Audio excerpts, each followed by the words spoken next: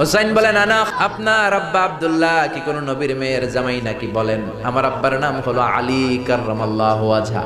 আমার আব্বা হলো শেরে খোদা, দুনিয়ার সব কাফির মুশরিকদের জন্য আল্লাহ আমার আব্বারে বাঘ বানিয়ে পাঠিয়েছে। বিষ্ণু বললেন, তাই তো?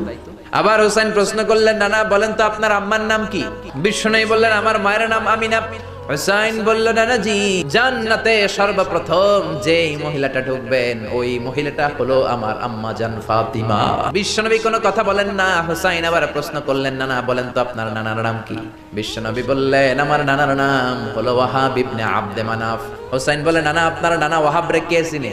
আর আমার নানারে চিনে না এমন কোন মানুষ পৃথিবীতে নাই। এই হলো আমার নানা। এবার বলেন কে দামি? বিশ্বনবী আর ধৈর্য ধারণ করতে পারেন না, ধা ধা করে চোখের পানিগুলো ছেড়ে হোসাইনকে বুকের মধ্যে জড়িয়ে ধরেন আর বলেন, হোসাইন তুমি ঠিকই বলেছ, আসলে আমি নবীর চাইতে তোমার দাম আল্লাহর কাছে